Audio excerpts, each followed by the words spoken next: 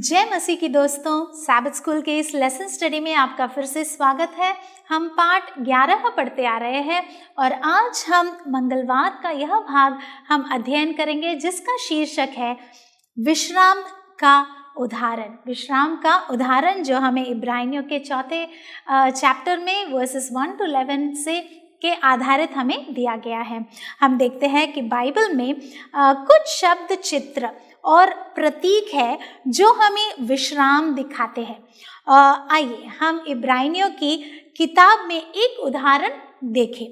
तो हम इन वचनों से हमें इन पदों में परमेश्वर के विश्राम में प्रवेश करने का क्या मतलब है यह हम समझेंगे। जब वे मिस्र छोड़कर 40 साल तक मरुभूमि में रहे तो इस्राएल का जो अनुभव हमें परमेश्वर के विश्राम में प्रवेश करने के विचार को वह बेहतर ढंग से समझने में वह हमें मदद कैसे कर सकता है, इस प्रश्न का जो जवाब है हमें इब्रानियों के चौथे चैप्टर में मिलता है। दो महत्वपूर्ण विचारों के बारे में यह बात करता है यह अध्याय। तो इन 11 वचनों में हमें यह गहरी समझ मिलती है कि त्याग न देना और ईश्वर के प्रति विश्वस्त बने रहना। तो त्याग न देना और प्रभु के प्रति विश्वस्त हमें विश्वास में मजबूत बने रहने की जो न्योता है वह मिलती है। और परमेश्वर हमें यीशु के बारे में खुशखबरी के प्रति वफादार रहने के लिए वह आमंत्रित करता है। तो यह हम इन वर्सेस में हमें अच्छी समझ मिलती है। तो इब्रानियों में प्रभु ऐसा भी एक वचन हम पढ़ेंगे जो 11th वर्स है, ऐसा न हो कि कोई जन उनके समान आज्ञा न मानकर गिर पड़े। यानी जो हमारे पूर्वज थे, हमारे एंसेस्टर्स थे, उन्होंने प्रभु के वचनों का पालन नहीं किया और वह न माने और वह गिर पड़े। तो जो उन्होंने किया वह हमें फिर से दोहराना नहीं है, हमें रिपीट नहीं करना है। जो गलती किसी ने किया है उसे हमें फिर से नहीं करना है। यह हमें इब्रानियों में सीख मिलती है। इसलिए जब परमेश्वर आपकी अगुवाई करता है तो ध्यान दें। तो जब प्रभु हमारी अगुवाई करते हैं तो हमें क्या करना चाहिए? ध्यान देना चाहिए, क्योंकि पुराने नियम के समय में परमेश्वर ने इस्राएल को खुशखबरी दी, लेकिन खुशखबरी से इन इस्राएलियों को अंत में कोई भी भला नहीं हो सका। खुशखबरी उन्हें भी मिली है, हमें भी खुशखबरी मिली है, मगर उन्होंने उसका पालन नहीं किया, इसलिए उन्हें खुशखबरी अंत में उन्हें उसका लाभ ही नहीं हुआ।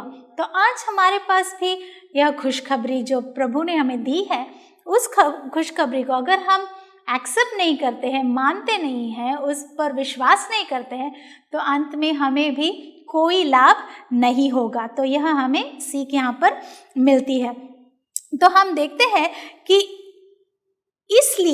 इसलिए पर इस्राएलियों को परमेश्वर की चाहत के अनुसार कभी विश्राम नहीं मिला, क्योंकि उन्होंने उसे फॉलो ही नहीं किया, उसे माना ही नहीं, तो उन्हें वह असली विश्राम मिला ही नहीं। तो हमें विश्वास और विश्राम के बीच घनिष्ठ संबंध दिखाता है यह हिब्रूज के यह 4th चैप्टर के 3rd वर्स में हम देखते हैं कि इन दोनों में बहुत ही गहरा संबंध है। जो विश्राम और विश्वास, इन दोनों में एक गहरा संबंध है और हम परमेश्वर के विश्राम में तभी प्रवेश कर सकते हैं जब हम उस पर विश्वास करें। कोई चीज़ पर अगर हमें विश्वास ही नहीं तो वह चीज़, हम कहते हैं ना, अगर दवाई भी ले तो हमें एक विश्वास होना चाहिए कि यह दवाई अंदर जाकर कुछ काम करेगी। अगर हमें विश्वास ही नहीं और हम लेते हैं तो वह लाभ ही नहीं दे सकता। तो उसी तरह से अगर परमेश्वर पर हमारा विश्वास है तो हमें विश्राम मिल सकता। अगर विश्वास नहीं है तो उस विश्राम का कोई अर्थ ही नहीं, उसे हम प्राप्त भी नहीं कर सकते। तो हमें विश्वास करना चाहिए कि वह हमारे लिए अपना वादा पूरा कर सकते हैं, यह हमें विश्वास करना चाहिए। जब प्रभु कहते हैं कि मैं तुम्हें विश्राम दूंगा, तो उस वादे को हमें विश्वास करना चाहिए कि हाँ, प्रभु मुझे विश्राम दे सकते हैं। तो जब हम विश्वास करते हैं तब हम उस विश्राम को पूरी तरह से प्राप्त करते हैं। तो हम देखते हैं कि इन लोगों में, इन इस्राएलियों में क्या समस्या थी जो मरुभूमि में थी, और हमें उनकी गलती से क्या सबक हम सीखते हैं। तो हम देखते हैं कि जो नए नियम के शुरुआती मसीहियों ने पुराने नियम को स्वीकार किया, तो और वे मानते थे कि यीशु परमेश्वर का मेमना था और उनके पापों के लिए बलिदान होगा। लोगों का यह भी मानना था कि इस बलिदान में उनके विश्वास ने उन्हें बचा लिया। यीशु में उनके विश्वास ने उन्हें विश्राम भी दिया। हाँ, और परमेश्वर आज हमें यही विश्राम देना चाहते हैं, अब उसे प्रदान करना चाहते हैं। तो हम यीशु के खून से बच गए। आज हम यह मानते हैं कि हम यीशु के रक्त से ही, खून से ही हम बच गए हैं।